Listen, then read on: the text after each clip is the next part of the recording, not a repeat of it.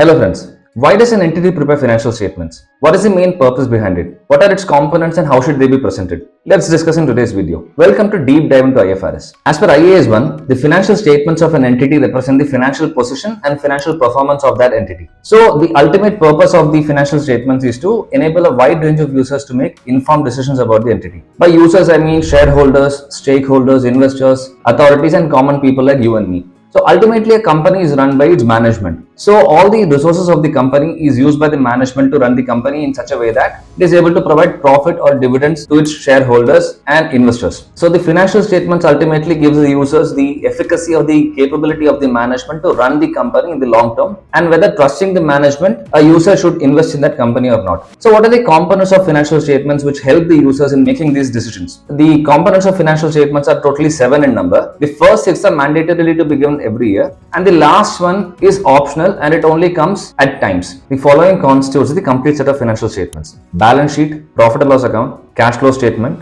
statement of changes in equity or SOCI, notes to accounts, which contains the significant accounting policies and other explanatory information, comparative information with respect to the preceding year, and finally the third balance sheet. As I already told you, third balance sheet is optional. It doesn't apply to all entities in all financial years. Now there's a difference between IFRS and IND AS when it comes to the statement of profit and loss or a profit and loss account. As per IND AS, there is only one option given to you. The statement of profit and loss has to be a single statement comprising of 2 sections. The first one that of profit and loss and the second section comprising other comprehensive income. When it comes to IFRS, there are 2 choices given to you. The first one is the same as that given in the IND AS. That is the single statement comprising of 2 sections. The first one for statement of profit and loss and the second section comprising of other comprehensive income. In the second choice, you can prepare 2 statements. One of statement of profit and loss, the other statement being statement of other comprehensive income. Now concepts like SOCI and third balance sheet will be explained in future videos so that those concepts will become clearer to you at that point in time. Now IAS1 requires the entity to present a complete set of financial statements at least annually. Now what does at least annually mean? It means that the reporting period doesn't necessarily have to be always 1 year. It can be a shorter period or a longer period. The only requirement is that in such a case where the period is shorter or longer, 2 disclosures have to be given. The first is the reason for such a shorter or a longer period. The second is that the current period financials and the previous year financials are not comparable. The simple reason is that for the previous year, the reporting period would have been 1 year and for the current period, it might be a longer or a shorter period. Financial statements are almost always presented as part of a larger annual report. Now, while doing that, this has to be a complete set of financial statements and it has to be continuous, that all these components should be put together. It should not be like first it will be balance sheet and then a value added statement, then profit and loss account, then financial review, then SOCI, and then some other management report. It should not be like that. Once the financial statement section starts, it should end with the complete set of financial statements. IAS1 recognizes the need for other reports like value added statement, financial reviews, and other management reports